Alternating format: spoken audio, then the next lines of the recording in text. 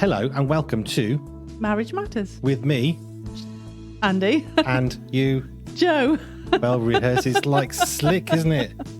So slick. You're very welcome to join us for another podcast episode with a video alongside it. Is it a podcast or is it a video Is it a vlog? I don't know. Whatever it is, you're welcome to join us anyway. So we talk about all things that matter because marriage matters. Yes. No, that's wrong. All things marriage because it matters. It matters because marriage matters. Anyway, shall we? We'll just push on. So, if you want to keep in touch with all that we're doing, which is worthwhile because you'll miss some really super exciting news, which I can't still yet actually be allowed to say, but there's some really exciting stuff coming up. Otherwise, on Berry Bunch.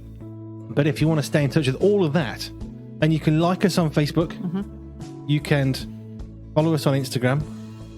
How many times have we done this and it's going from my head? We're on Twitter and we're on Tumblr. But the very, very best thing is to sign up to our newsletter, Berry Bites. And it's Berry White Bites with a Y, because why not? Yes, indeed. The jokes don't get any better. My bad. Excellent. So this week we had to think about this. And, well, I suppose it was my idea, wasn't it, to be fair? Okay, we're back under Joe's leadership again, so it's all right. You can stop panicking. I don't know, it just popped into my head, that scripture that talks about a noble wife, a quality wife, is more precious than rubies, which is cool. This one? Ah, yes. That was almost slick, but I haven't actually got my Bible. Proverbs 31, verse 10. Just to show you, we are speaking the truth. An excellent wife who can find. She's far more precious than jewels. Ah, yes. So in some translations it will say jewels. I have noticed in other translations it says pearls. But the one that I use, which is the New Living Translation, does say rubies. But the point is, it's precious. And jewels covers all of them, doesn't it? So it doesn't matter what, you might be particular to any one jewel or diamonds or something, but it's what's precious, what's valuable. And I suppose that might change over time, fluctuating in terms of what's available. But my understanding that rubies are still very expensive. They ain't cheap. It ain't exactly coal, is it? So we called it Rubies Are a Wife's Best Friend. You know how we like to come up with a really cool title. Here you go then. So ESV we got jewels, CSB we got jewels, NLT is rubies, NIV is rubies, so is the New King James, the Young Literal Translation, that's rubies, ICB, that's rubies. Yeah, interesting. And the Amplified Version is rubies or pearls. Ah, pearls, yeah. So basically something very precious, very expensive, very valuable. Not a block of coal. No, is what a wife, and not just any wife, like not every wife is a ruby or a diamond or whatever jewel you think's most precious or most valuable, but a noble wife. So that means someone with good qualities, excellent, not just good, actually excellent qualities. Exceedingly good. Good character. And that is unpicked, isn't it, in Proverbs 31. We're talking about someone's really kind, looks after the poor, looks after their family, works hard, a really good egg. I've got a bombshell for later as well. All right. On what a wife is not, according to 3110. Yeah, so it's in there, isn't it? But yeah, a good wife is really precious. And I would say as a husband, having found a wife that is really precious. Oh. Yes. I agree. That's what we're talking about. They're not a dime a dozen. No, We're really mixing our metaphors today, aren't we? That's what we're talking about Shall today. we? Shall I shut up now? And move on. Yes. So let's pray. Andy's going to come on and show us how to pray. Excellent.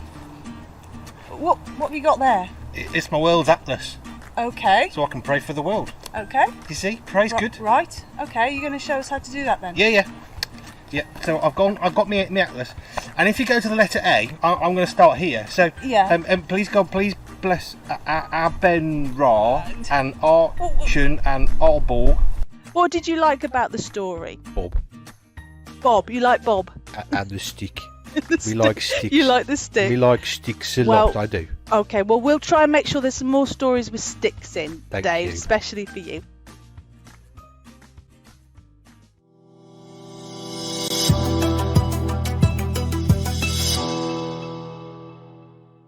Okay, welcome back to Marriage Matters, where we're looking at how precious a wife is. Matters are the marriage that matter, because marriage matters. Okay, delayed reaction. We should have had that at the start. Thank you, Andy. You're welcome. And so let's look at what we're looking at.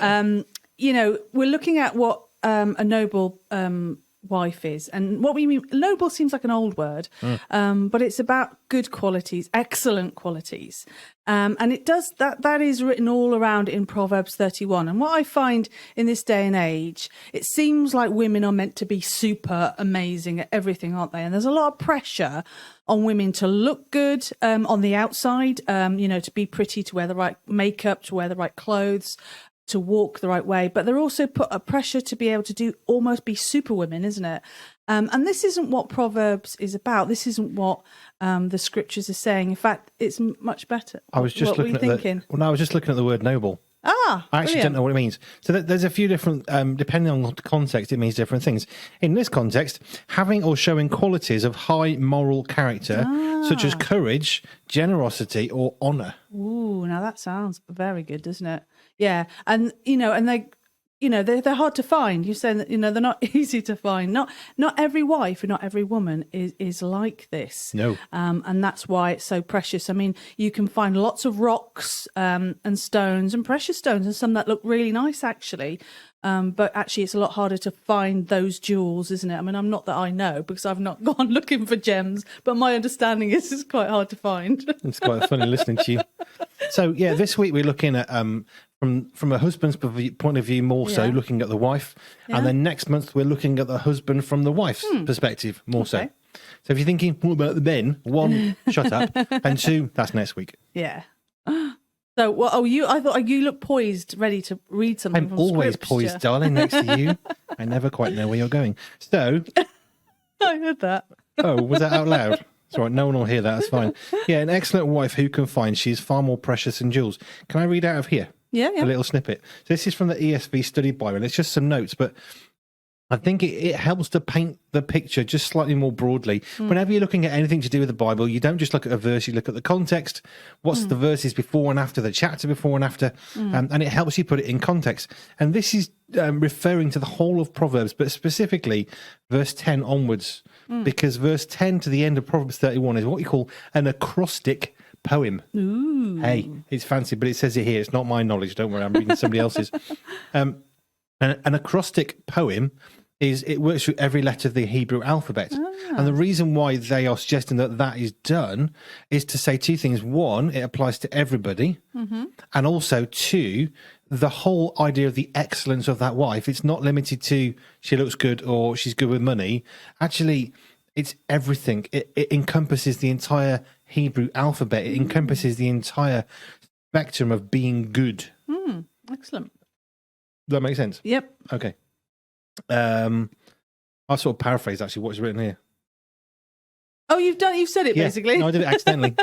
Not bad. That's very clever of you. And here's a little bombshell. Quite often, certain Christian circles, the wife should stay at home with the children, and that's all she's supposed to do. She isn't supposed to have a job. She's supposed to care for the home. Actually, in Proverbs, it doesn't say that. No. It actually says that she's supposed to be managing the finances and having work and jobs and stuff. Yeah. So that doesn't to say that a wife should work. It isn't to say that a wife shouldn't work. But if you are of the opinion that a wife should not have a job when she's married, she should be at home with the children, you've missed the point. Actually, quite phenomenally, because one, that implies that a wife can't be a wife without children, and that's ridiculous. The position of wife is in relation to a husband, not in relation to children. Although that's mother, it's a bit of an obvious one, but it's true. And the secondary part to this is in the Proverbs 31, it paints a very large picture of all sorts of things that people who, whether they are married or not, should be aspiring to if they love Jesus. This isn't just about a wife. Actually, one of those is about having industry, about commerce, about buying and selling. Well, that isn't a wife who sits at home. No. Looking after the kids and, dusting and cleaning and cooking. That's very limited. And actually, the Proverbs 31, it's a much larger picture of what a wife should be in the eyes of God. What I like about Proverbs is that my understanding, it seems like it's from a father to a son, isn't it? It's saying, look, son, this is what I want you to think about all throughout Proverbs before you get to 31. But as you say, it's for everyone. Don't get me wrong. But the idea of it was for a father talking to a son, and there's some real warnings about what woman you shouldn't look for. So this really is about someone who might be seeking to get married, might be seeking a wife. And also, knowing and understanding what to look for, so you don't end up with some of the ones that are mentioned. I don't know if you wanted to go into some of the opposite side of this beautiful ruby. Well, for every ruby, there's also a lump of clay or a lump of something else that's, there. And the thing is about Proverbs 31, it's not, Proverbs 31 does not say this is what a wife should be like. No. Proverbs 31, verse 10 onwards is saying, here are many, many things that a wife who loves God should be. But it also applies to anybody who loves Jesus, because then you've got the bride of Christ. So therefore, a lot of that, well, all of that pretty much, should be things that we as Christ's bride in the church should be aspiring towards. Yeah. So we should be working hard, and we shouldn't be lazy, and we should be doing this, and we should be doing that. And that's important. So it's not just wives be like this, because that's kind of missing the point. That's a bit narrow. And I think there's so much in there. I mean, I could happily teach on Proverbs 31 for the next 10 weeks, but let's not do that. So we're going to cover men next week. But I find it interesting that in Proverbs there are many, many warnings for young men about women who they should be very careful to avoid, and the pitfalls of wives or women who are not loving of God. And we've said to our boys many times, when you're looking for a bride, and I've been praying every day since Stephen was minus 3 months old, for them to find godly wives who they can marry and serve the Lord. That's my nightly prayer for each one of the boys. The Bible doesn't say why women watch out for these dodgy men. Actually, it says repeatedly, men watch out for these dodgy women. Now, that's not to say that women are worse than men. That's not to say there are no dodgy men around. But it is actually something that's repeated. So actually, we should be taking care of what we're seeing. And the reason why this is supposed to be the entirety of a woman and all of us is you're not just looking for a wife who's good at sewing. Let's go back 50 years or 100 years. You're not just after a wife who can cook and bring that into the current context. You're not just after a wife who can actually fix your computer for you. That's another one, a bit more modern. Actually, there should be lots of factors that are pointing you to the fact that this person loves Jesus Christ more than you. And I know that Joe loves God more than me. And that makes me very happy. Yeah. Because my boys see a really good example of a godly woman. That's very sweet. I mean, the thing is, I think it is in Scripture, isn't it, about being careful not to be attracted by just the beauty of someone on the outside. And I'm sure there's many women who turned out to be quite awful inside. And we should be looking for the beauty within. I mean, there's scriptures about women shouldn't be adorning themselves with all this clothing and jewelry. And if someone is very interested in what they look like, and men can be like that too, don't get me wrong, but we're obviously focusing on women and wives at the moment. And so if men are looking for someone to marry and they're very, very focused on how they look, as much as that's going to attract, I mean, you obviously need to be attracted to the other person. It helps. But, we need to be careful that we don't choose someone just because of the way they look, because those looks will diminish over the years. And we're looking at longevity of marriage, aren't we? I'm not going to respond to this one. No, but, it changes. It's, if we've fallen in love with this beauty that's 25-year-old or 20-year-old, that's going to change. Actually, I will respond to that. You've changed as you got older. Your body's changed. Things are not always as they were because we've been married for 25 years plus now.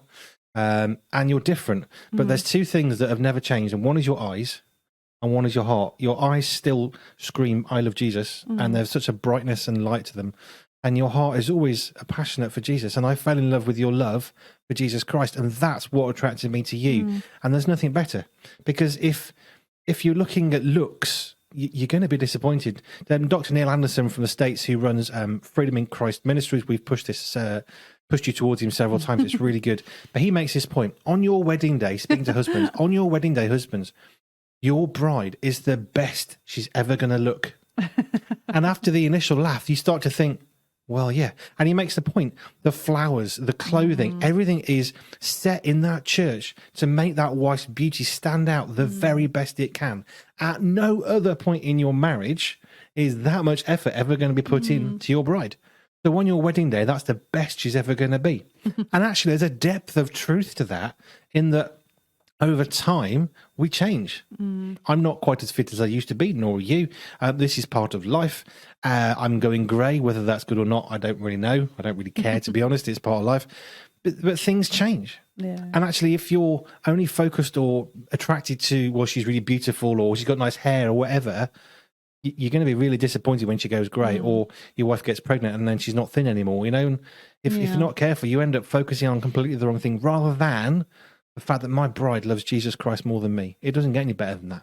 Oh, I was thinking about so many of the Western films. It starts with a drunken man who's had a run-in with a woman who's obviously broke their hearts, and Yeah. and you see it time and time again. And I know that it says in the Bible that women are the weaker sex in a sense, some ways, but actually men are vulnerable and have a weakness sometimes to falling in love maybe with the wrong person and going Yes. down a wrong road. And I see it in the Westerns, and there are stories to tell, aren't there? Which is what the Bible's warning us against, is it not getting tangled up in women who are going to hurt them, that are going to just destroy them.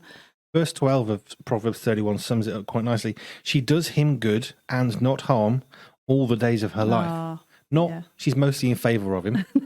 Or if she's having a good day, she might help him out. Yeah. Actually, she does him good and not harm all the days of her life. It's not just even doing good. She does not do harm. She does do good every single day. Yeah. And I would say, even in times when we haven't been getting on as well as we'd like to, we've had an argument or whatever, we're tired, life's gone wrong, crossed word, whatever, I still know that you're for me. Yeah. Because beyond everything else is your love for Jesus, and that means that I know I'm okay. Yeah. That's it, isn't it? So in what do you put your faith? Do you put your faith in your wife's beauty and looks? The fact she can speak well, she's got a good public speaker? Or do you look at her heart? Because actually, that's more important. Yeah. And what's the beginning of wisdom? Is the fear of the Lord is the beginning of the wisdom, isn't not it? the fear of the wife. The fear of the Lord is the beginning of wisdom. But I'm really quite chuffed with is I got somebody who looks beautiful and in the heart too. Sweet. You say all the right things. I do, don't I? Should we take a little break?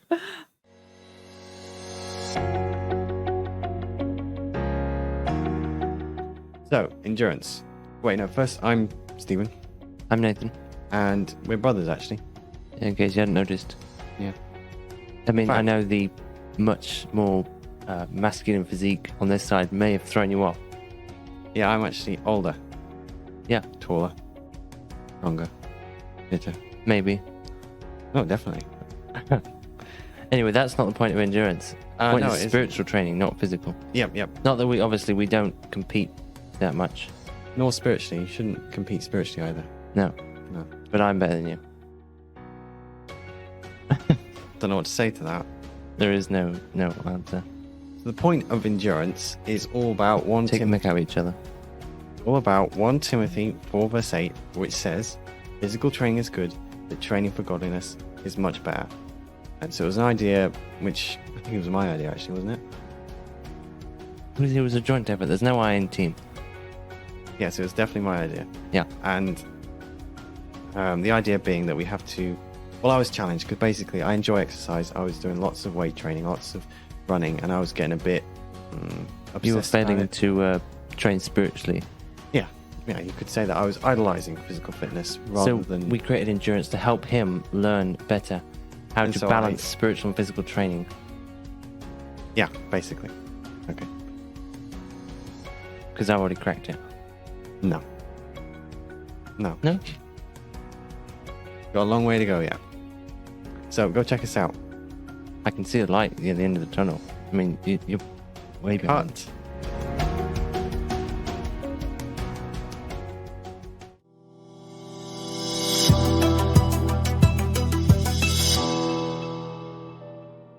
So welcome back for tips and resources. Yes. Anyway, so I think my mic stand. Whoopsies. So I've struggled with my boys sometimes, not with them personally, but to know how best to prepare them for their future. I know what it's like to meet women who are quite enticing, but you know they're not very healthy for you. And actually, as Christian men, we shouldn't be going around looking for a wife. That's absolutely the wrong. If you're thinking, I just want to get into dating, well, before you get to dating, you need to say to God, do you want me to have a wife? Because the only purpose of actually going out with somebody else is for thinking about marriage in the future on a kind of romantical kind of way. And so I've always thought, well, how do I best prepare my boys? And I've said this many times, I'll say it many, many times more. We've said to them, if ever you want to get married and you feel like there's a woman that you would like to make your wife, before you do anything, come back to us and we'll pray and fast for you as a family. And let's put some prayer into this, because actually marriage is not to serve us. It isn't because it's a nice thing to do. It isn't because we're a bit bored and lonely. Marriage is serve God. That's their purpose. And marriage is a symbol of worship for God. So therefore, it isn't something to enter lightly. Yeah. However, one of the books I found, which is brilliant, J.C. Ryle, who, well, he'd be quite old now if he was alive. He was alive a long, long time ago. Write a book, this one here, which is called Thoughts for Young Men by J.C. Ryle. Now, somebody very helpfully has modernised this book because he was alive in the thou and thee and thy stuff, which is language that means nothing to me anymore. So they've modernised it really, really well without losing the essence of what the book is about. And I've got my boys to read this. And it's a really, really good book. Now, this is for young men, but you could say for young women, because actually every single truth in here, whilst he's applying it to men, and I've read this, actually I would say it's equally applicable to men and to women. But J.C. Ryle was writing to men. But it's a really good book because it puts in place how men should view women and therefore hence how women should view men. Yeah, what I like about it, it's a very thin book as well. A lot in it. There's a lot in this. Considering it's quite large text at 43 pages, there's an awful lot in there. Nice thin book. We like thin books, they're good. The book I've got then is by April Cassidy. Now she talks in her book, and this is the book here, The Peaceful Wife. This came out of a sort of blogging, wasn't it? Mostly, I think you found her first. And April does describe in the book actually that she wasn't a particularly good wife, and she was very honest about how she behaved in the early part of their marriage, and I suppose she had a bit of a light bulb experience with God, who really spoke to her about her behaviour, her character, and I think now she's very much a ruby, really, a real jewel, a real precious gem, and so worth looking up April Cassidy and finding that book. Peaceful Wife. I have to say she's not blogging now. No. Not necessarily permanently, but she's taking quite a very long, indefinite pause. Yeah, but she was around for many years, and I guess her materials might you can still be buy available. books. Yeah, and buy the book. But yeah, I've read this book, and you might want to just read a chapter at a time and let it sort of soak in, because it's not radical, but it feels radical because it's so very against society, isn't it?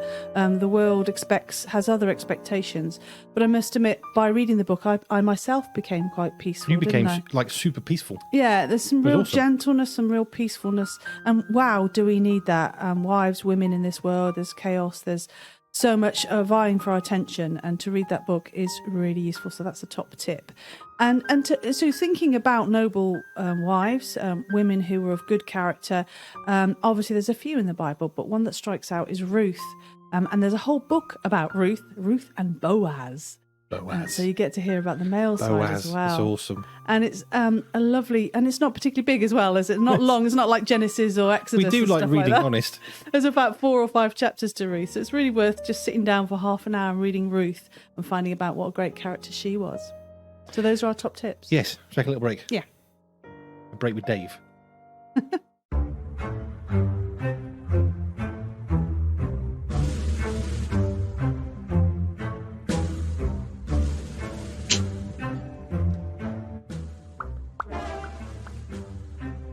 How do people talk to you normally? Do they talk in burning bushes? It. Sit. Fetch. So what I say back? What do you say back? You took the stick. Get it yourself.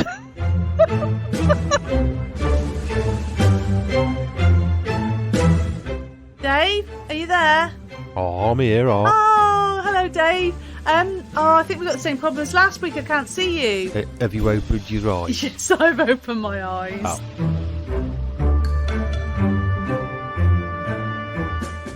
You name it, he could play it. Pipe organ. Pipe organ, yeah, with all those Lots of pipes. buttons. Like a spaceship. Spaceship, yeah. You're looking good. Have you done something to your hair? I had my hair sorted. Yeah, Went to the dog groomers. Oh, brilliant. You look great. It's good Thank to you. see you.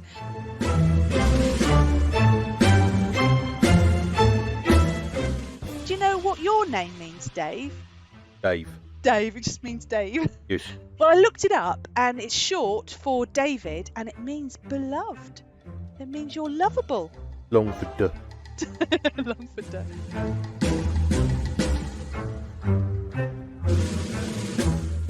Big long stick to help him protect his sheep. You like sticks? You like Here, throw a sticks? stick.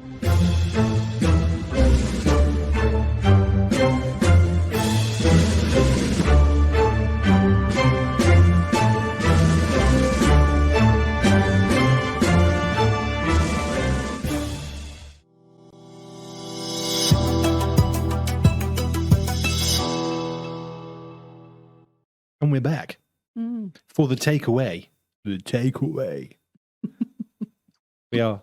So we've talked about quite a few different things, and I think one of them that's really striking me to sort of conclude all this stuff is if you look around in society, Hollywood, we always unfairly accuse Hollywood, maybe not. Actually, Hollywood has this vision of what a wife or a woman should be. And if you look in the current climate, there is no such thing as a woman, and it's getting ridiculous. God's very clear. There's men, there's women. And actually, God's vision for how a wife should be is really quite countercultural. And that's something that we are very, very aware of. And we're always trying to think, how do we share with our boys the best ways of demonstrating what they should be looking for in a future bride, if that's what God's going to call them to. I'm praying every day for them. That doesn't necessarily I've got it right. And that needs to be for them to decide with God. But actually, when I look towards Jo, I think, well, here's a really good example. I don't need to say this to Jo to win her. I've already done that. And she won me many years ago. But it's true. I actually look at you and think the boys are really fortunate and blessed that in you, they have a really good example of what a godly woman should be like.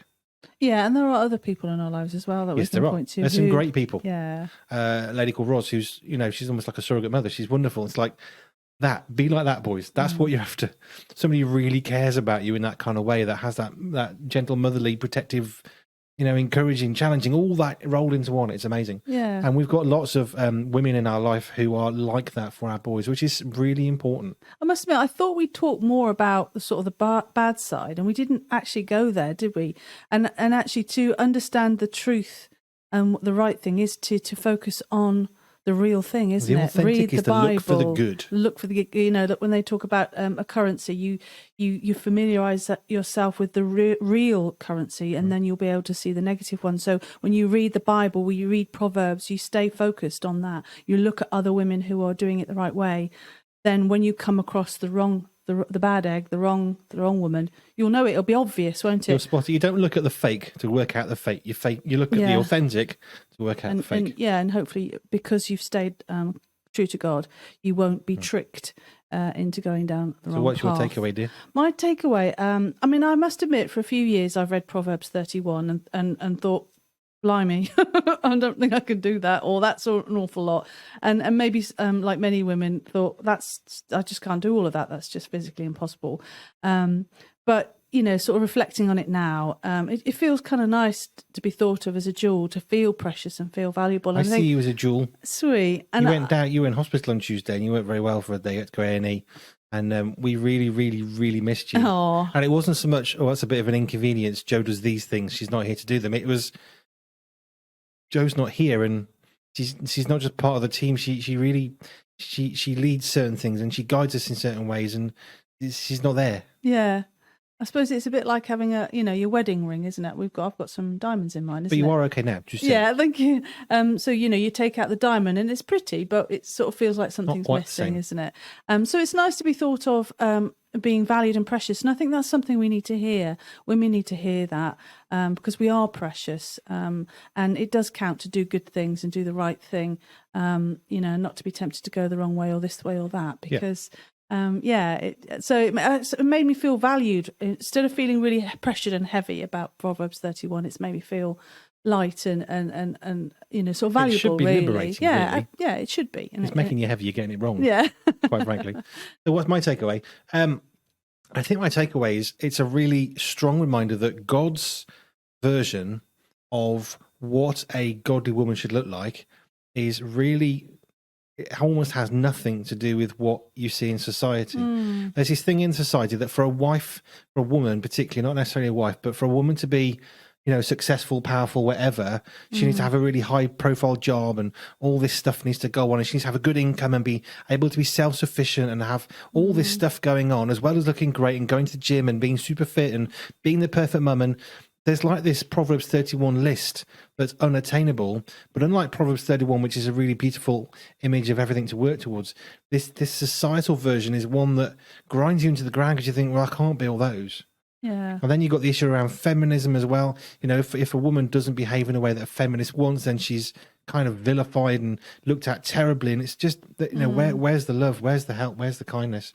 And actually, if a woman wants to be really powerful for God, actually, to do that, it's quite opposite to what society tells you and what God's view is far more powerful. And the influence that you have as a wife, it's immense, even more so when you do it through God's version of what he would desire a wife to be like. Yeah. That makes sense, or have I just rambled? No, it's good. It's good stuff. Hey, who knew? Yeah. I suppose I'm quite dumbfounded by it actually, and it's worth Thank reflecting you. I do on try, further. you know. The whole idea of women Just being saying. like rubies and how important that is. So yeah, it's good to. I think I need to reflect further. If I'm also need to take away, reflect further. So next week will be Proverbs 32, kind of. I know there isn't a 32nd chapter, so you don't need to write it and tell us that. But if there was a Proverbs 32, a husband of, that's what we're going to be doing. Yeah. We're not adding to the Bible either, so just, chill. No. But if there was a Proverbs 32, that's the kind of thing we're looking at next week. What would God say that a husband should be like? What is it a woman or a wife should be looking at in her husband or future husband? Good one. Well, that's the plan. We haven't written it yet. So thanks for joining us. We hope you've enjoyed another session of Marriage Matters. You are more than welcome to let us know if you agree or disagree with anything. That's fine. Yeah. We may agree or disagree back. That's okay. So, yes, thank you for joining us. And we will be back for more next week. Bye for now. Bye for now.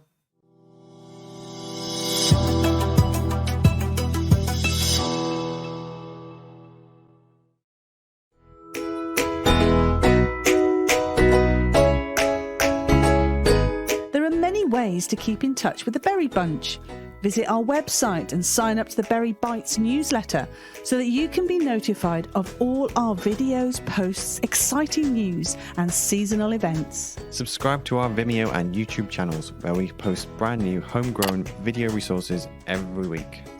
Join us on Dingdash, a fabulous place that connects people from all around the world. It's social media as it should be. Come join the rebellion. Like us on Facebook, where we hang out and post extra things to encourage and inspire you. We're on Twitter and Tumblr too. You can also follow us on Instagram, where we share extra photos from the world of the Berry Bunch. If you've enjoyed any of our posts or videos, share it with a friend and encourage them too. And if you want to encourage us, then like, comment and share on what we make. To help support the ministry we freely provide, check us out on Patreon, where you can support us financially as you feel led.